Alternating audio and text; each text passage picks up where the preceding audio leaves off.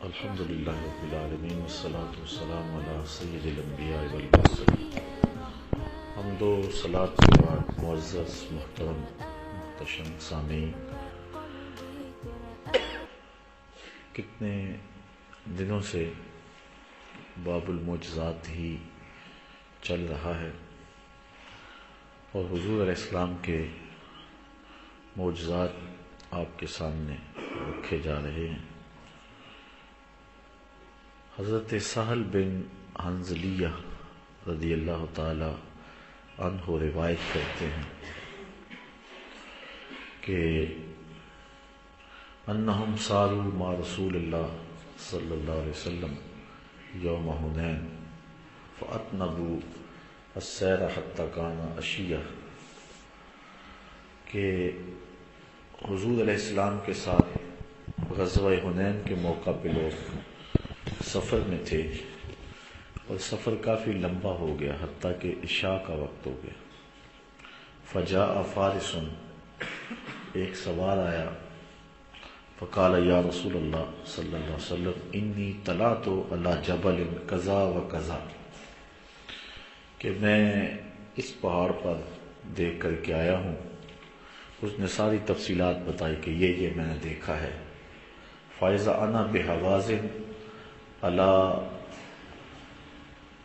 بکرۃ ابیہم بزؤنہم ونعیمہم اجتمعوا الی حنین، کہ قبیلہ حوازن جو ہے وہ اپنے بچوں کو، جوانوں کو، بوڑھوں کو، اونٹوں کو اور اپنے جانوروں کو، ساز و سامان کو لے کر کے سارا قافلہ جو ہے وہ میدان میں جمع ہے۔ یعنی اس نے خبر دی حضور کو کہ دشمن کا لشکر بہت سارا ہے، اور قبیلہ حوازن جس کے ساتھ ٹکراؤ ہوا تھا حنین میں، وہ اپنے سارے لاؤ لشکر کے ساتھ اور بچوں اور بوڑھوں کے ساتھ، جوانوں اور مردوں اور عورتوں کے ساتھ وہ میدان میں جمع ہے۔ فتبسم رسول اللہ صلی اللہ علیہ وسلم، حضور مسکرا پڑے،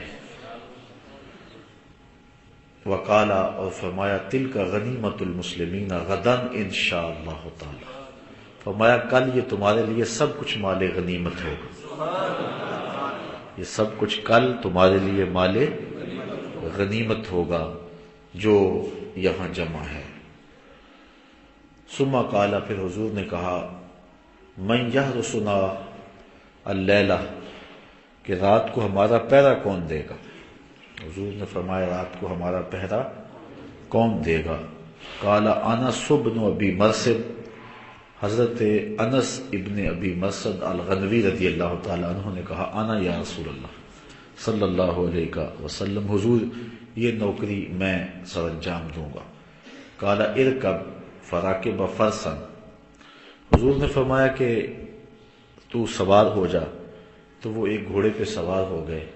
فقال، تو حضور نے اس کو فرمایا استقبل ھذا الشیب حتی تکون فی اعلاہ، کہ تو اس پہاڑ پر چڑھ جا یہاں تک کہ تو سب سے اونچائی پر چلا جائے۔ فلما اصبحنا، وہ پہرا دینے کے لیے چلے گئے اور لوگ سو گئے۔ کہتے ہیں جب صبح ہوئی خرج رسول اللہ صلی اللہ علیہ وسلم الی مصلاہ، تو حضور نماز کے لیے نکلے۔ فرکع رکعتین، تو حضور نے 2 رکعتیں پڑھی، فجر کی 2 سنتیں۔ ثم قال، پھر فرمایا هل حسستم فارسکم، وہ رات جو ہم نے سوار بھیجا تھا تم نے اس کو آتے جاتے محسوس کیا ہے؟ تو لوگوں نے کہا فقال رجل یا رسول اللہ ما حسسنا، کہ ہم نے اس کو محسوس نہیں کیا۔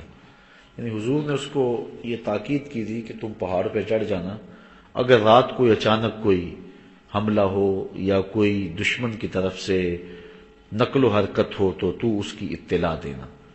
تو حضور نے فرمایا کہ اس نے کوئی اطلاع دی، اس نے کوئی ایسی بات کی کہ جس کو تم نے محسوس کیا؟ تو صحابہ نے عرض کی نہیں حضور ہم نے کوئی محسوس نہیں کیا۔ فصوف بالصلاۃ، تو نماز کے لیے اقامت کہی گئی۔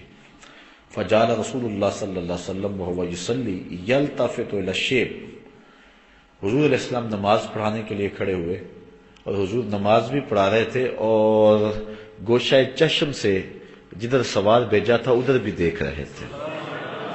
اچھا میں کہتا ہوں، لوگ کہتے ہیں نبی کے خیال سے نماز ٹوٹ جاتی ہے۔ اب نبی اپنے بھیجے ہوئے غلام کی راہیں تک رہا ہے اور نماز بھی پڑھا رہا ہے۔ اللہ اکبر۔ یہ امام ابو داؤد نے حدیث روایت کی ہے۔ تو حضور علیہ السلام جو ہیں وہ نماز بھی پڑھا رہے تھے اور گوشہ چشم سے دیکھ بھی رہے تھے۔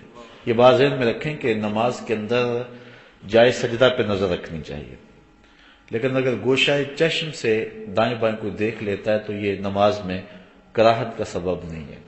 اگر گردن پھیر کے دیکھتا ہے تو نماز مکروہ ہو جاتی ہے، اور اگر سینہ پھیرتا ہے تو نماز ٹوٹ جاتی ہے۔ یہ بات ذہن میں رکھیں۔ ویسے جائے سجدہ پہ حالت قیام میں نظر رہے، حالت رکوع میں پاؤں کے ناخنوں پہ نظر رہے، اور تشہد میں قعدے میں انسان کی نظر جو ہے وہ گود میں رہے۔ لیکن اگر گوشہ چشم سے آنکھیں گھما کر کے تھوڑا سا دیکھ لیا تو اس سے کراہت نہیں آئے گی، لیکن اگر گردن گھما کے دیکھا تو نماز مکروہ ہو جائے گی، ٹوٹے گی نہیں۔ لیکن سینہ پھر گیا قبلے سے تو نماز ٹوٹ جائے گی۔ لیکن صحابہ نے حضور علیہ السلام کی طرف جو ہے وہ نظریں گھما کر کے بھی دیکھا، اور صحابہ نے حضور کی طرف گردن پھیر کے بھی دیکھا، اور حضور علیہ السلام کی طرف سینے پھیر کے بھی دیکھا، اور نماز مکروہ نہیں۔ وہ جمعۃ المبارک کے موقع پر میں نے عرض کیا تھا، جن لوگوں کو جمعہ کی حاضری نصیب ہوئی ہے ان کے لیے دہرانے کی ضرورت نہیں ہے، باقیوں کے لیے دو جملے کہ حضور علیہ السلام نماز میں آئے، صدیق اکبر رضی اللہ تعالیٰ عنہ نماز پڑھا رہے تھے، حضور نے حجرہ عائشہ رضی اللہ تعالیٰ عنہ سے جو ہے وہ پردہ ہٹا کے دیکھا، تو حجرہ عائشہ بالکل پیچھے ہے، حضرت صدیق اکبر رضی اللہ تعالیٰ عنہ یہاں کھڑے ہیں، اور انہوں نے دیکھا تو حضور کو دیکھ کے پیچھے ہٹے۔ تو کیسے دیکھا ہوگا؟ گوشہ چشم سے بھی نہیں دیکھا جاتا، گردن گھما کے بھی نہیں دیکھا جاتا، وہاں دیکھنے کے لیے سینہ پھیرنا پڑتا ہے، اور حضرت ابوبکر صدیق نے سینہ پھیرا، دیکھا، اور پھر اپنے مصلی پہ نماز بھی نہیں دہرائی۔ اوروں کی قبلے سے سینہ پھر جائے تو واقعی نماز ٹوٹتی ہے، اور اگر قبلے سے قبلے کی طرف پھر جائے تو پھر نماز نہیں ٹوٹتی ہے، نماز پختہ ہو جاتی ہے۔ باقی رہی بات خیال کی، یہ تو بہت جو ہے وہ ادھر کی بات ہے، وہ تو خیال نبی کے خیال سے لوگ توڑتے پھرتے ہیں نماز، نبی امتی کی راہیں تک رہا ہے اور حالت نماز میں۔ یہ حدیث ابو داؤد شریف کی صاحب مشکات نے نقل کی ہے۔ وہو یصلی، حضور نماز پڑھا رہے تھے، یلتفت الی الشیب، اور حضور علیہ السلام اس وادی کی طرف جہاں اپنے غلام کو گھوڑے پہ سوار کر کے بھیجا تھا، حضور ادھر تک رہے تھے، دیکھ رہے تھے ادھر، حتی اذا قضی الصلاۃ، یہاں تک کہ جب نماز پوری ہوئی، قال ابشروا، حضور نے فرمایا بشارت ہو تمہیں، صحابہ تمہیں بشارت ہو، فقد جاء فارسکم، تمہارا جو گیا تھا نا سوار وہ آ گیا ہے، وہ نیچے آ گیا۔ فجعلنا ننظر الى خلال الشجر فی الشیب، تو کہتے ہیں ہم نے جو ہے وہ درختوں کی اوٹ سے اندر سے دیکھنا شروع کیا کہ کہاں ہے وہ، فاذا هو قد جاء، تو وہ واقعی آ رہا تھا، حتی فاقف علی رسول اللہ صلی اللہ علیہ وسلم، یہاں تک حضور کے سامنے کھڑا ہو گیا، فقال انی انطلقت حتی کنت فی اعلی ھذا الشیب، حضور میں چلتا رہا یہاں تک کہ چوٹی پر پہنچ گیا، فاذا هو قد جاء حتی وقف علی رسول اللہ صلی اللہ علیہ وسلم، اچھا ایسو امرنی رسول اللہ صلی اللہ علیہ وسلم، یہاں تک مجھے حضور نے حکم دیا تھا، فلما اصبحت طلعت شیبین، اور جب میں صبح کی تو میں نے دونوں جو ہے وہ وادیوں کو دیکھا، کلہما، فلم ارى احدا، تو میں نے کسی کو نہیں دیکھا، کسی لشکر کو نہیں دیکھا، فقال له رسول اللہ صلی اللہ علیہ وسلم، تو حضور علیہ السلام نے فرمایا حل نزلت اللیلۃ، کیا تو رات کو نیچے اترا تھا اپنے گھوڑے سے، یا ساری رات ہی پہرا دیتا رہا؟ قال لا، کہا نہیں حضور، آپ کا حکم تھا، میں گھوڑے سے نیچے اترا ہی نہیں، آپ کا جو حکم تھا اس لیے میں گھوڑے سے نیچے نہیں اترا، الا مصلیا، ہاں نماز کے لیے اترا تھا، او قاضی حاجت، یا قضاء حاجت کے لیے اترا تھا۔ قال رسول اللہ صلی اللہ علیہ وسلم فلا علیک الا تعمل بعدها، فرمایا اب تو اگر کوئی بھی عمل نہ کرے تو تجھے کوئی نقصان نہیں ہوگا، تو سیدھا جنتی ہے، کیونکہ تو نے میرے حکم کو مانا ہے۔ یہ الگ بات ہے کہ ان کے عمل اور بڑھ گئے ہوں گے، ایسا ہوا نہیں کہ حضور نے کہہ دیا ہو، حضرت عثمان کو بھی کہا تھا جب انہوں نے 300 اونٹ دیے تھے ماں پلان، حضور نے فرمایا کوئی عمل بھی نہ کریں تو ان کو کوئی نقصان نہیں ہوگا، لیکن حضرت عثمان نے عمل نہیں چھوڑا تھا، حضرت ابن مرثد نے بھی عمل نہیں چھوڑا تھا، انس ابن مرثد الغنوی نے بھی عمل نہیں چھوڑا تھا۔ کیونکہ یہ ان کو نماز میں لذت نصیب ہوتی تھی۔ مسند امام احمد میں روایت ہے کہ ایک شخص حاضر ہوا کہنے لگا حضور میں آپ سے بیعت اسلام تو کرنا چاہتا ہوں لیکن ایک شرط ہے میری۔ فرمایا کیا شرط ہے تمہاری؟ اس نے کہا کہ میں نمازیں 5 نہیں پڑھ سکوں گا، نمازیں 5 میں صرف 2 نمازیں پڑھوں گا، اگر 3 نمازوں کی مجھے چھٹی دیتے ہیں تو میں اسلام قبول کر لیتا ہوں۔ اگر کوئی شخص مجھے کہے اور بندہ بھی بڑا اہم ہو تو کیا میں اس کو اس شرط پہ اسلام میں داخل کر لوں گا؟ مجھے اختیار ہے، میں باقی علماء سے مشاورت کر لوں، فتویٰ مانگ لوں، مفتی حرمین کے پاس بھی چلا جاؤں، یار بندہ بڑا اہم ہے، اوباما ہی چلو اسلام لانا چاہتا ہے، بڑا اہم شخص ہے، اگر وہ اسلام لے آئے تو مسلمانوں کی جان چھوٹ جائے، اتنے لوگ کابل، قندھار، قلعہ جنگی، دشت لیلا، تورا بورا، موصل، بغداد، القدس، کشمیر، غزہ، کیا کیا ظلم ہو رہے ہیں یار، اتنے لوگوں کا خون بہ رہا ہے اور ایک بندہ ایمان لانا چاہتا ہے، لیکن وہ ایک تھوڑی سی سہولت مانگتا ہے کہ میں نمازیں بھی 5 پڑھوں گا لیکن عشاء کی 4 رکعتیں فرض ہیں، 4 نہیں پڑھوں گا، 3 پڑھوں گا، چلو 4 ہی پڑھ لیتا ہوں، 1 رکعت کے 2 سجدے ہیں، میں 1 رکعت کا آخری رکعت کا سجدہ 1 کیا کروں گا، تو کیا مجھے آپ 5 نمازیں بھی پوری، ان کی رکعتیں بھی پوری، لیکن 1 نماز کا آخری رکعت کا جو 2 سجدے ان میں سے 1 سجدہ مجھے چھوڑ دیا جائے، دنیا بھر کے مفتی جڑ جائیں، کیا اس کو سہولت دے سکتے ہیں؟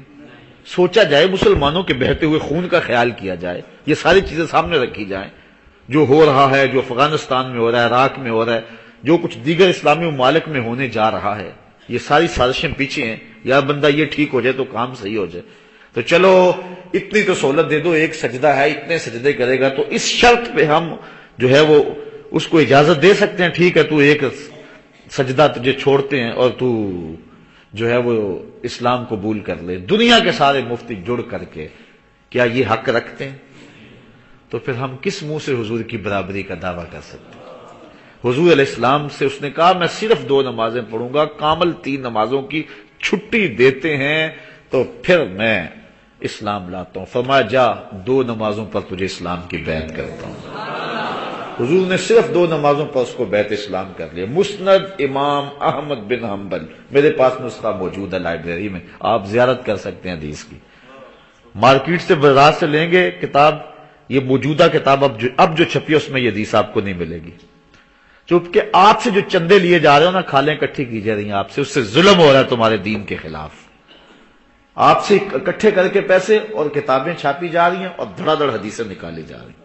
اب جو کتاب چھپی ہے اس میں نہیں ہے، لیکن میرے پاس بیروت کا نسخہ اس میں حدیث موجود ہے۔ یہ الگ بات ہے کہ حضور نے اس کو 2 جو ہے وہ 2 اعمال پر حضور علیہ السلام نے 2 نمازوں پر بیعت اسلام کر لیا، لیکن جب اس نے نماز پڑھی تو پھر مزہ آیا، اس نے کہا میں تو 5 پڑھوں گا، لیکن حضور نے اس شرط پر، تو اسے بھی حضور علیہ السلام نے فرمایا کہ جا اب تو کوئی عمل نہ بھی کرے تو تجھے چھٹی ہے۔ اب کچھ لوگ کہتے ہیں جی اس سے مراد نفلی اعمال ہے، بھئی نفلی اعمال تو پہلے ہی واجب نہیں بندے پر، اگر کوئی بندہ نفلی اعمال پہلے بھی نہیں کرتا تو پھر اس کے اوپر کوئی نفلی اعمال کی تو پابندی بھی نہیں ہے، یہ چھٹی کس چیز کی چھٹی ہوئی پھر؟ تو یہ اللہ کے محبوب کا اختیار ہے، حضور جس کے لیے چاہیں جو چاہیں کر دیں۔ حضور علیہ الصلوۃ والسلام کو اللہ نے یہ تصرف عطا فرمایا ہے، اور آپ جانتے ہیں کہ حضور علیہ السلام نے یہ نہیں فرمایا اس صحابی کو کہ جس شخص نے روزہ توڑا تھا کہ لے کھجوریں خود لے جا، خود کھا جا اور اپنے بچوں کو کھلا دے، روزے کا کفارہ بھی ادا ہو جائے گا، تو کیا کریں گے؟ کس حدیث کو نکالیں گے کتب حدیث سے؟ پھر تو ساری حدیثیں ختم ہی کرنا ہوں گی۔ جو حضور کی عظمتوں کے دیے تو جگہ جگہ پہ روشن ہیں، تو حضور علیہ الصلوۃ والسلام نے فرمایا کہ جا اب تیرے لیے کوئی مسئلہ نہیں ہے۔ اچھا کھجوروں کی بات آئی تو آگے حدیث بھی کھجوروں والی آ گئی۔ اللہ اکبر، یہ روایت کرتے ہیں حضرت ابو ہریرہ رضی اللہ تعالی عنہ، وعن ابی ہریرہ قال اتیت النبی صلی اللہ علیہ وسلم بتمرات، کہتے ہیں میں حضور کی خدمت کے اندر کچھ چھہارے لے کے آیا، کچھ چھہارے لے کر کے آیا، تو فقلت، اور میں نے کہا یا رسول اللہ صلی اللہ علیہ وسلم ادعو اللہ فیہن بالبرکہ فَزَمَهُنَّ ثُمَّ دَعَا لِي فِيهِنَّ بِالْبَرْكَةِ فَزَمَّهُنَّ حضور علیہ السلام کے پاس میں تھوڑے سے چھہارے پیش کیے. میں نے کہا حضور آپ ان چھہاروں پر برکت کی دعا کر دیں. ان چھہاروں پر برکت کی دعا آپ بھی تو کر سکتے تھے حضرت ابو ہریرہ. آج لوگ منہ پھاڑ پھاڑ کہتے ہیں اللہ سب کی سنتا ہے. کیا جاتے ہو بزرگوں کے پاس لینے کے لیے؟ اللہ تو ہر ایک کی سنتا ہے، کیوں وسیلے ڈھونڈتے پھرتے ہو؟ کیا حضرت ابو ہریرہ کی دعا قبول نہیں ہوتی تھی؟ وہ حضور کے پاس گئے. حضور یہ کھجوریں ہیں اور ان پر برکت کی دعا کر دیں. کھجوریں لے گئے، حضور کی خدمت میں پیش کی. فَزَمَّهُنَّ حضور نے ان جو ہے وہ کھجوروں کو ملا دیا، مکس کر دیا. ثُمَّ دَعَا لِي اور پھر حضور علیہ السلام نے میرے لیے دعا کر دی. فِيهِنَّ ان کھجوروں میں بالبرکت برکت کی. حضور نے ان کھجوروں کو مکس کر کے میرے لیے برکت کی دعا کر دی. قال اور فرمایا خذہن لے پکڑ لے، فاجعلہن فی مزودے کا اور اس کو اپنے توشہ دان میں ڈال لے. یہ لے کھجوریں، تھوڑی سی کھجوریں تھی، کہا یہ لے لے اور اس کو توشہ دان میں ڈال دے. کلما اردت ان تاخذ منہ شیئا فادخل فیہ یدک فخذہ جب بھی تیرا دل کرے نا کھجوریں کھانے کو، اس میں ہاتھ ڈالا کر اور نکال لیا کر. اس توشہ دان میں ہاتھ ڈالا کر اور نکال لیا کر. اور ساتھ حضور نے یہ فرمایا وَلَا تَنْصُرْهُ نَصْرًا تو اس کو جھاڑنا نہ، خالی نہ کرنا، الٹنا نہ، باقی جو تیری ضرورت ہے وہ اس توشہ دان سے پوری ہوگی. وہ تھیلا تھا چمڑے کا یا جو بھی تھا، اس میں انہوں نے کھجوریں رکھ لی. کہتے ہیں فقد حملت من ذلك التمر کذا و کذا من وسق فی سبیل اللہ. کہا کہ میں نے اس سے بہت ساری کھجوریں لی اور کئی وسق میں نے اللہ کی راہ میں خیرات بھی کی. ایک وسق جو ہے وہ 60 سا کا ہوتا ہے اور ایک سا جو ہے وہ 4.5 کلو کا ہوتا ہے. 4.5 سیر کا ایک سا ہوتا ہے. اللہ اکبر. اتنے وسق جو ہے وہ کھجوریں کہتے ہیں. یعنی کئی من کھجوریں میں نے اللہ کی راہ میں بھی بانٹی. اور پھر فرماتے ہیں کلما، آگے فرمایا فَكُنَّا نَاكُلُ مِنْهُ وَنُطْعِمُ کہ ہم اس سے کھاتے بھی اور اس سے لوگوں کو بھی کھلاتے. جو مہمان آتا وہ بھی ادھر سے کھاتا، ہم خود بھی کھجوریں ادھر سے کھاتے ہیں. فقیر آتے تو اس کو بھی بانٹتے. کھجوریں تھی چند اور ایک روایت میں صرف 21 کھجوریں 21 کھجوریں تھی. وہ دوسری روایت ہے، یہ ترمذی کی روایت ہے. وہ روایت دوسری جس میں انہوں نے جو ہے وہ 21 کھجوروں کا ذکر کیا ہے. تو لیکن یہاں انہوں نے تعداد بیان نہیں کی، لیکن پتہ چلتا ہے کہ وہ تھیلے میں جو ہیں وہ کھجوریں کتنی کو تھیں. اب دیکھ لیے حضرت ابو ہریرہ فرماتے ہیں وَقَانَ لَا يُفَارِقُ حَقْرِي وہ جو تھیلا تھا نا توشہ دان جس میں کھجوریں تھی، وہ میری قبر سے کبھی الگ نہیں ہوتا تھا. یعنی میں اس کو یہاں ہی رکھتا تھا، اپنے یہاں بس کندھے پہ رکھ لیا اور چلتا رہا. جب بھی بھوک لگی پیاس لگی میں نے کھجوریں نکالی کھا لی. کوئی آیا میں نے کہا اللہ تو بھی کھا. اور پھر کوئی فقیر ہوتا میں آواز مار کے دیتا یہ لے کھجوریں. چونکہ جب ختم ہی نہیں ہونی ہے تو پھر فقیر سے ڈرنا کیوں. وہ اللہ تعالیٰ نے اپنے محبوب کو فرمایا نا کہ محبوب سائل کو جھڑکنا نہیں. جھڑکے تو وہ جس کے خزانوں میں کمی ہو. محبوب تجھے ہم نے دیا ہوا ہے تو بانٹتا جا، جھڑکنا نہ، پیار سے دیتا چلا جا. اب حضور بانٹ رہے ہیں اور جن کو حضور دیا ہے وہ بھی آگے بانٹ رہے ہیں. اللہ اکبر. چمک تجھ سے پاتے ہیں سب پانے والے، میرا دل بھی چمکا دے چمکانے والے. لوگ حضور کے کی عطاؤں کی بات کرتے ہیں کہ تھوڑی ہیں کہ زیادہ ہیں. اللہ اکبر. لیکن یہاں معاملہ ہے جس کو حضور دے دیں اس میں کمی نہیں آتی ہے. وہ کیا کسی نے کہا تھا صاحبزادہ پیر نصیر الدین علیہ رحمہ نے کہ اب تنگی یہ داماں پہ نہ جا اور بھی کچھ مانگ ہیں آج وہ مائل بعطا اور بھی کچھ مانگ. دے سکتے ہیں کیا کیا کچھ نہیں دیتے، یہ بحث نہ کر ہوش میں آ اور بھی کچھ مانگ. جن لوگوں کو شک ہے کہ کرم ان کا ہے محدود، جن لوگوں کو شک ہے کہ کرم ان کا ہے محدود، ان لوگوں کی باتوں پہ نہ جا اور بھی کچھ مانگ. ان لوگوں کی باتوں کو نہ سن، میرے آقا کی حدیثیں پڑھ اور تجھے پتا چلے کہ محبوب کتنے عطا فرمانے والے. تو کہتے ہیں کہ وہ میری بس کمر سے وہ تھیلا لٹکا رہتا، جب بھی کہیں ضرورت ہوتی خود بھی کھاتا، لوگوں کو بھی کھلاتا اور غریبوں مساکین میں بھی بانٹتا، اور میں نے کئی وسق جو ہے کھجوریں ان سے بانٹ دی، منوں کے حساب سے کھجوریں میں نے بانٹ دی۔ اللہ اکبر۔ پھر کہتے ہیں حتی کانا یوم قتل عثمان فإنہ انقطع، جس دن حضرت عثمان رضی اللہ تعالیٰ عنہ شہید ہوئے ہیں، کہتے ہیں اس دن میرا وہ تھیلا گر گیا تھا، جس دن میرا تھیلا حضور نے دیا، حضور نے دیا، کب دیا یہ نہیں پتا، کب دیا، ساری زندگی گزری، پھر 2.25 سال حضرت ابوبکر صدیق کے گزرے، پھر 10-12 سال حضرت عمر کے گزرے، پھر 10 سال حضرت عثمان کے گزرے، اب 25-30 سال تو ہیں نا، پتہ نہیں حضور نے کب کا دیا ہوا ہے، چلو مدینے کے آخری دور میں دیا ہو، پھر بھی 22-23 سال بنتے ہیں، 23 سال تک کھجوریں بانٹتے بھی رہے، کھاتے بھی رہے، کھلاتے بھی رہے، اور تھیلا تھا کمر پہ۔ روایت ابو ہریرہ کرتے ہیں، حدیث ہے ترمذی کی، اللہ اکبر، اور عطا ہے حضور کی، ہاتھ لگایا برکت ہوگی، کہا لے بس الٹنا نہ، اس کو کھاتے رہنا اور کھلاتے رہنا، بانٹتے رہنا، ختم نہیں ہوں گی۔ اللہ اکبر۔ بلکہ حضرت ملا علی قاری نے اس حدیث کی تشریح میں حضرت ابو ہریرہ سے ایک شعر بیان کیا ہے جو پڑھا کرتے تھے۔ شعر حضرت ابو ہریرہ شعر کیا پڑھتے تھے؟ آپ پڑھا کرتے تھے کہ لوگوں سنو میری بات، للناس ہم ولی ہمان بینہم، ہم الجراب و ہم الشیخ عثمانہ، لوگوں کو 2 دکھ ہوئے جب حضرت عثمان شہید ہوئے، اس دن 2 دکھ تھے، لیکن لوگوں کو 1 دکھ ہوا کہ حضرت عثمان شہید کر دیے گئے، لیکن مجھے 2 دکھ ہوئے، ایک تو حضرت عثمان شہید ہو گئے، دوسرا میرا وہ توشہ دان اس بھاگ دوڑ میں گم ہو گیا، میرے کندھے سے گر گیا، اور وہ برکت جو حضور کے دم سے مجھے رہی تھی۔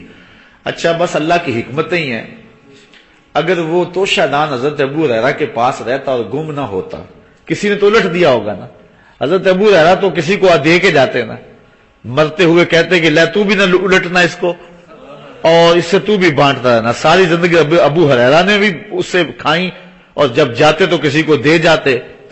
پھر جس طرح سجادہ نشینی چلتی ہے نا پیروں کی، اللہ اکبر، ابو ہریرہ کے تھیلے کی بھی سجادہ نشینی چلتی، اور ہو سکتا ہے ہمارے تک بھی پہنچتا، کچھ کھجوریں ہمیں بھی مل جاتی، لیکن بارہ اللہ کو منظور نہیں تھا۔ حضرت عثمان غنی رضی اللہ تعالیٰ عنہ کی شہادت کی وجہ سے وہ جاتا گیا اور ہمارے تک نہ پہنچ سکا۔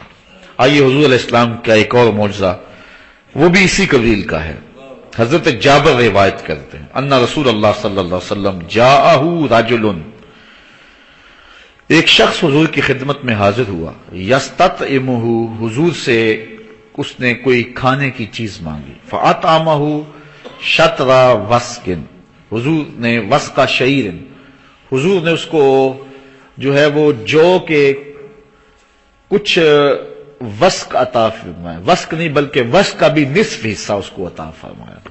وسق جو ہوتا ہے وہ 6 من 30 کلو کا ہوتا ہے، تو 3 من 15 کلو حضور نے اس کو جو عطا کر دی۔ کتنے؟ 3 من 15 کلو جو حضور نے اس کو عطا کر دیے۔ اچھا اس کو یہ ہو گئے نصیب۔ اب حضور نے کیا فرمایا سنو، حضور نے یہ عطا کر دیے، فما زال الرجل یاکل منہ وامرأتہ وضیفہما، کہ وہ بھی کھاتا، اس کی بیوی بھی کھاتی، جو مہمان آتے وہ بھی کھاتے، اور کھاتے رہے، چلتے رہے مدت۔ ایک دن خیال آ گیا کہ پتہ نہیں یہ کتنے کو ہیں اس کے اندر، تو پھر کیا ہوا، حتی کالہ، اس نے ایک دن اس کو تولنا شروع کر دیا، ایک دن اس نے تولنا، اس نے کہا تولوں تو صحیح کتنا ہے، فانیہ، تو وہ ساری برکت اٹھ گئی۔ اور یار جو نبی کے دیے ہوئے پر تولے اس کی برکت اٹھ جاتی ہے، تو جو نبی کو تولنے بیٹھ جائے اس کے دین کی برکت اس کے پاس کہاں رہے گی؟ برکت اٹھ گئی۔ اللہ اکبر۔ فاطا نبی صلی اللہ علیہ وسلم، تو وہ حضور کی خدمت میں آیا، پھر آ گیا، فقالا، تو حضور فرمایا لو لم تکل ہو لاکلت منہ ولقام لکم، فرمایا اگر تم نانا تولتے تو یہ ہمیشہ تمہارے پاس رہتا، تم کھاتے بھی رہتے، ختم بھی نہ ہوتا، اور تمہارے پاس بھی موجود رہتا، اور ان کی نسلوں تک یہ پہنچ جاتا اگر وہ تولتے نہ تو۔ اس کو امام مسلم نے اپنی سند کے ساتھ روایت کیا ہے۔ اللہ اکبر۔ ایک روایت حضرت ابن عباس سے ہے، حضور کے چچا زاد بھائی ہیں. قال جاء اعرابی الی رسول اللہ صلی اللہ علیہ وسلم، ایک شخص حضور کی خدمت میں حاضر ہوا. قال بما اعرف انک نبی، اس نے کہا مجھے کیسے پتا چلے کہ آپ اللہ کے نبی ہیں؟ قال، تو حضور نے فرمایا ان دعوت حاضل از کا من حاضہ النخلہ یشہد انی رسول اللہ، فرمایا یہ جو کھجور ہے اس کے اوپر لگے ہوئے جو خوشے ہیں اگر یہ میری گواہی دے دیں پھر تو مان جائے گا کہ میں اللہ کا رسول ہوں. اس نے کہا جی بالکل، پھر تو کوئی شک ہی نہیں رہے گا. فدعاہ رسول اللہ صلی اللہ علیہ وسلم، حضور نے ان کھجوروں کو بلایا، ان کھجوروں کو بلایا. وہ لگا کے نا 400 واٹ کا ایمپلیفائر اور لمبے لمبے دھوتے لگا کے، تو مولوی فل اسٹل والا ہو اور کھجوروں کو آواز دے کھجوروں آ جاؤ، آئیں گی کھجوریں؟ لیکن حضور نے اشارہ کیا. اللہ حضرت غور تو کیجیے، سارا ٹل بچوں کو بھی ساتھ جوڑ لیں، جتنے صبح آئے قرآن پڑھنے والے جی کھجوروں کو آواز دینی ہے. کھجور نے کیا آنا ہے، کھجور کا ایک ذرہ بھی نہیں آئے گا، لیکن حضور نے کھجوروں کو آواز دی کہ آ جاؤ. کھجوروں کو کیا کہا؟ آ جاؤ. پھر کیا ہوا؟ فجالا ينزل من النخلة حتى سقط الى النبي صلی اللہ علیہ وسلم، وہ وہاں سے اتری اور حضور کے پاس آ گئی. جتنے بھی گچھے تھے ٹوٹ کے حضور کے پاس آ گئے. اچھا یہ بھی بڑی بات ہے، لیکن کوئی اس سے کہہ سکتا تھا کہ گچھے ٹوٹ گئے ہیں، پک گئے تھے، ٹوٹنے والے تھے تو ٹوٹ گئے، بس وہ ایک موقع ہی تھا، اتفاقاً ایسا ہو گیا. ایسے بھی تو باتیں کرنے والے ہوتے ہیں. حالانکہ توڑنے بلانا بھی بڑی بات ہے، لیکن پھر حضور نے کیا کہا؟ ثم قال ارجع، کہا چلو اب چلے جاؤ، اب واپس چلے جاؤ.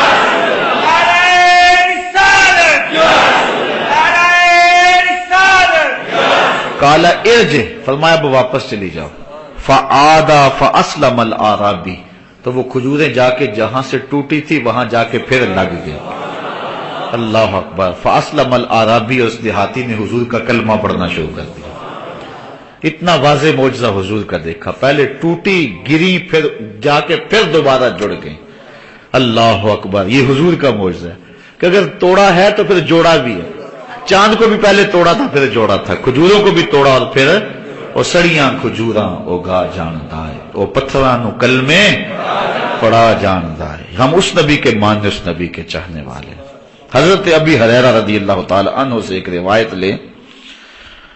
قال جاء ذئب الى راعي غنم فاخذ منها شاة فطلبه الراعي حتى انتزعها منه، کہ ایک بکریاں چرانے والا شخص بکریاں چرا رہا تھا وہ یہودی.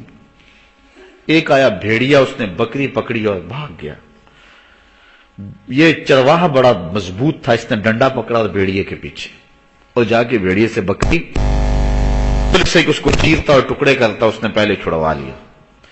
جب بکری اس نے چھڑوا لی، قال فصعد الذئب على تل فقع واستسفر وقال قد امت الى رزق رزقنيه الله اخذته ثم انتزعته مني. وہ ایک اونچی جگہ پہ بیٹھ گیا، ٹیلے پہ بیٹھ گیا اور کہنے لگا اللہ نے رزق دیا تھا تو نے چھین لیا مجھ سے. اور یہ گفتگو جو ہے وہ ایسے جس طرح لوگ کرتے ہیں، فصیح زبان میں کر رہا ہے. اس شخص نے جب سنا نا تو فقال رجل، اس نے کہا تاللہ ان رأیت کل یوم ذئب یتکلم، میں نے کبھی بھیڑیوں کو باتیں کرتے نہیں دیکھا، آج تک کبھی بھیڑیوں نے باتیں تو نہیں کی تھی جس طرح انسان کرتے ہیں، عجیب بات ہے. فقال الذئب، تو بھیڑیا باتیں تو پہلے کر رہا تھا. اس نے کہا عجب من ھذا، میں اس سے بھی عجیب بات نہ سناؤں؟ تجھے یہ بڑا تعجب ہو رہا ہے کہ بھیڑیا بول رہا ہے، لیکن میں تجھے اس سے بھی عجیب بات نہ سناؤں؟ اس نے کہا کیا؟ اس نے کہا من ھذا، اس سے بھی عجیب بات، رجل فی النخلات بین الحرتین، کہ یہ جو کھجوروں کا جھنڈ ہے نا، مدینے کی طرف اشارہ کر کے کہا، کہاں ایک آدمی آیا، یہاں ایک شخص آیا ہے، یہاں ایک شخص آیا ہے، یخبرکم بما مدا وما هو کائن بعدکم، جو گزرے ہوئے واقعہ ہیں ان کی بھی خبر دے رہا ہے، جو آنے والے واقعہ ہیں ان کی بھی خبر دے رہا ہے. اور بھیڑیا بھی مان جائیں، یہ تو بھیڑیا بھی کہہ رہا ہے کہ نبی آنے والی خبریں دے رہا ہے. اور بھیڑیوں تم اس سے بھی گئے گزرے ہو، تم ابھی تک ترازو لے کے بیٹھے غیب نہیں جانتے تھے. وہ بھیڑیا کہہ رہا ہے، بھیڑیا کہہ رہا ہے کہ ایک ایسا شخص آیا ہے کہ جو گزرے ہوئے واقعے بھی بیان کر رہا ہے اور جو آنے والے واقعات ہیں وہ بھی بیان کر رہا ہے، اور کوئی شے اس سے پوشیدہ۔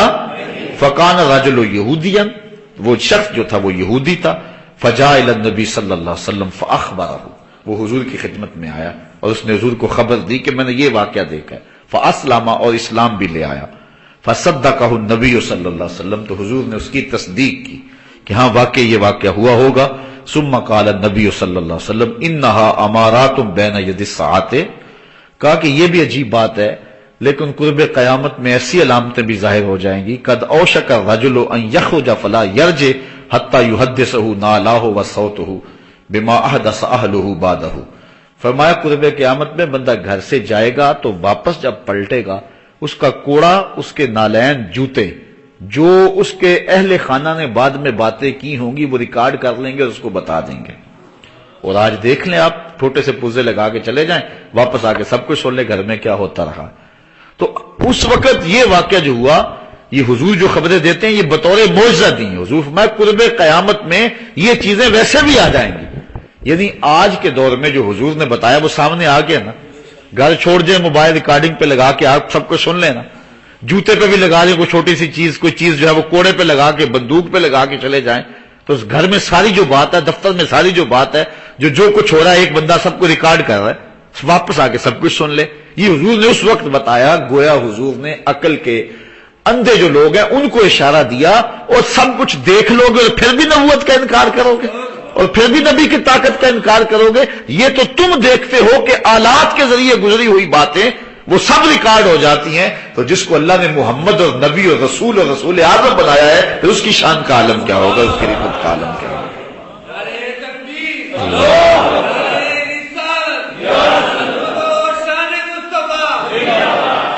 تو یہ اللہ نے اپنے محبوب کو شان دی ہے، اپنے محبوب کو یہ رفعت عطا فرمائی۔ حضور علیہ الصلوۃ والسلام کے معجزات کی جو فہرست ہے وہ تو بہت طویل ہے، اور اہل محبت اس کو ان پورے دنوں کے اندر سنتے بھی رہے ہیں اور قرار بھی پاتے رہے ہیں، اور ان کو حضور کے معجزات کو سن کر قلب و نظر کی راحت کا سامان بھی ہوتا رہا۔ آج کل میں جب بھی کوئی گفتگو کرتا ہوں تو میری کوشش یہ ہوتی ہے کہ حضور کی ناموس کے حوالے سے کوئی نہ کوئی بات کسی طرح سے ضرور ہو جائے۔ تو چونکہ ہم ربیع الاول میں پچھلے سال پورا مہینہ حسن رسول پر گفتگو کرتے رہے، اس مرتبہ پورے 10 دن پہلے لگے، اور اس کے بعد ہم نے معجزات پہ گفتگو شروع کر دی۔ تو یہ چونکہ ربیع الاول کا آخری پیر ہے، آئندہ جو پیر آئے گا وہ ربیع الثانی کا پہلا یا ربیع الثانی کی دوسری تاریخ ہوگی، تو اس لیے یہ آخری پیر ہے۔ تو معجزات کا جو باب ہے ہم سر 10 جو ہیں وہ اپنے اختتام کی طرف لے جا رہے ہیں، پھر معمول کے مطابق درس مشکات شروع ہوگا۔ تو میں حضور کا ایک معجزہ بھی آپ کے سامنے رکھوں گا، اور اس معجزے میں حضور علیہ الصلوۃ والسلام کی ناموس کا تذکرہ ہے۔ حفاظت کرنے والوں نے حضور کی ناموس کی حفاظت کی اور حضور کا ایک معجزہ ظاہر ہوا، اس کو روایت کیا ہے امام بخاری نے اپنی سند کے ساتھ۔ حضرت برا رضی اللہ تعالی عنہ روایت کرتے ہیں، یہ برا بن عازم ہے صحابی، قال بعث النبی صلی اللہ علیہ وسلم رحتا الی ابی رافع، ابی رافع نامی ایک یہودی تھا جو حضور کو دکھ دیا کرتا تھا اور آقا کریم کی توہین کیا کرتا تھا۔ حضور نے ایک گروہ تیار کیا اور فرمایا جاؤ جا کے اس کی خبر لو، اس کی زبان کھینچو۔ فداخل علیہ عبداللہ ابن عتیق، تو حضرت عبداللہ ابن عتیق جو ہیں یہ ایک صحابی ہیں، وہ اس کے قلعے میں داخل ہو گئے، بیتہ لیلاً، اس کے قلعے میں رات کو داخل ہو گئے، وہو نائم، تو وہ سویا ہوا تھا۔ تو حضرت عبداللہ بن عتیق نے آواز دی کہ اے ابو رافع، اس نے کہا ہڑبڑایا نیند میں، آپ سمجھ گئے کہ یہ اس چارپائی پہ لیٹا، چونکہ اس لوگ زیادہ تھے وہاں، آپ نے آگے بڑھ کے جو ہے وہ اس کے پیٹ کے اندر خنجر کھونپ دیا، فقاتلہ، اور اس کو قتل کر دیا۔ فقال عبداللہ بن عتیق، حضرت عبداللہ بن عتیق کہتے ہیں فوضعت السیف فی بطنہ حتی اخذہ فی ظہرہ، باہر نکلے تو پھر خیال آیا کہ کہیں بچ نہ گیا ہو، پھر واپس پلٹے، جس نے غازی علم الدین نے کیا تھا۔ آپ پڑھیں غازی علم الدین کی تعریف، غازی علم الدین علیہ رحمہ نے جب راجپال کو قتل کیا، قتل کر کے وہ ٹال تھا ایک لکڑیوں کا اس کے پاس آیا، دل میں خیال آیا کہیں موذی بچ نہ گیا ہو، غازی پھر گیا. اللہ اکبر. جو اللہ رسول کے لیے جانیں وارتے ہیں وہ ڈرا نہیں کرتے ہوتے. بعد میں بیان بدلا. غازی علم الدین کو کس کس نے نہیں کہا تھا ایک بار کہہ دے کہ راجپال کو میں نے نہیں مارا، بس تیرے گلے سے پھندا پھانسی کا نکلوانا ہمارا کام ہے. تو غازی علم الدین نے کیا کہا تھا؟ اس نے کہا حد ہوگی تمہاری، یہ تو میرے مقدر اور میں اس کا انکار کر دوں. بڑے بڑے لوگوں نے کہا، وہ کہتا نہ میں مر کے بھی نہیں مرتا جے تیری نظر ہووے، آنکھیں سونے نو وائے نہیں جے تیرا گزر ہووے، میں مر کے بھی نہیں مردا جے تیری. بتاؤ غازی علم الدین مرا ہے کہ زندہ ہے؟ لوگوں کے دلوں میں زندہ ہے، ہمارے من میں زندہ ہے، کتابوں میں زندہ ہے، ہواؤں میں زندہ ہے، فضاؤں میں زندہ ہے، قبر میں زندہ ہے. اس نے کہا بلکہ لوگوں نے علامہ اقبال کو کہا کہ آپ جائیں اور جاب کے آپ کہیں. علامہ اقبال نے پہلے تو انکار کیا، لوگوں کا اصرار بڑھا، چونکہ سب کی آرزو تھی کہ بچ جائے، اس کو پھانسی نہ ہو، تو سب کی آرزو تھی کہ کچھ نہ ہو اس سے. بڑا تیار کیا تو علامہ اقبال کا تیار ہو گئے نادل نخواستہ، اور جا کے غازی علم الدین کو کہا. ابھی کہنے لگے تھے تو غازی علم الدین چہرے سے پڑ گئے، تو کہا اقبال تم بھی یہ کہہ رہے؟ اللہ اکبر. تو اقبال نے پھر اس وقت کہا تھا کہ ان شہیدوں کی دیت اہل کلیسا سے نہ مانگ، ان شہیدوں کی دیت اہل کلیسا سے نہ مانگ، کہ حرم سے بھی بڑھ کر پاکیزہ ہے جن کا لہو، ان کا لہو تو حرم سے بھی بڑھ کر قیمتی ہے. تو اللہ اکبر. تو حضرت عبداللہ ابن عتیق رضی اللہ تعالی عنہ کہتے ہیں میں پھر واپس پلٹا، فوضعت السیف بطنہ، اور میں نے اس کے پیٹ میں پھر تلوار کھونپی، حتی اخذ فی ظہرہ، یہاں تک کہ کمر سے تلوار پیچھے نکل گئی. جب نکل گئی تو فعرفت انی قتلتہ، مجھے یقین ہو گیا کہ میں نے اسے مار دیا، میں نے گستاخی رسول کرنے والی زبان کاٹ دی ہے. فجعلت افتح الابواب حتى انتهيت الى درجة فوضعت رجلي فوقعت في ليلة مقمرة فانكسرت ساقي. کہتے ہیں کہ میں نے جلدی جلدی پیچھے دروازے بند کرتا گیا تھا قلعے میں، بہت بڑا قلعہ تھا اس کا. جب سیڑھیاں پڑا ہاتھ دروازہ بند کر کے آگے گزرتے تاکہ پیچھے سے کوئی آئے نہ، پھر دروازہ بند کر دیا، واپس آیا دروازے کھولتا ہوا آیا. آخری دروازے کو جب کھولا تو رات تھی، چاندنی، اور لگا یوں کہ جس طرح زمین آ گئی ہے نیچے، لیکن سیڑھی اونچی تھی. اور میں نے آگے پاؤں بڑھایا تو میری پنڈلی ٹوٹ گئی، پنڈلی کی ہڈی ٹوٹ گئی. فن کسرت ساقی، میری ساق، میری پنڈلی ٹوٹ گئی. فاصبتها بامامۃ، میں نے پگڑی کھولی اور باندھ دی. فانطلقت الی صحابی، جو پیچھے میرے ساتھ آئے تھے میں ان کے پاس چلا گیا. فانتہیت الی النبی صلی اللہ علیہ وسلم، چلتے چلتے پھر ہم حضور کے پاس آ گئے. میری پنڈلی ٹوٹی اور لٹک رہی ہے. فقال ابسط رجلک، حضور فرمایا ذرا پنڈلی تو نکال. حضور نے فرمایا یہ پنڈلی تو بچھا نا. تو کہتے ہیں فبسطت رجلی، میں نے اپنی پنڈلی بچھا دی. فمسحها، تو حضور نے اپنا دست شفا پھیر دیا. فکأنما لم اشتکها قط، تو مجھے ایسے ہوا جس طرح میری پنڈلی کو کبھی درد بھی نہیں ہوا تھا، کبھی میری پنڈلی کو درد بھی نہیں ہوا تھا. رواہ البخاری، اس کو امام بخاری نے روایت کیا ہے. اللہ حضور کی محبتیں ہم سب کو نصیب فرمائے. بائیں پستان سے 2 انگل نیچے تھوڑا سا پہلو کی جانب گوشت کا ایک ٹکڑا ہے جس پر سفید رنگ میں لفظ اللہ لکھا ہوا. تصور کریں اور خیال کریں کہ دل دھڑک نہیں رہا، اللہ اللہ کہہ رہا ہے. سانس اندر جائے تو اللہ،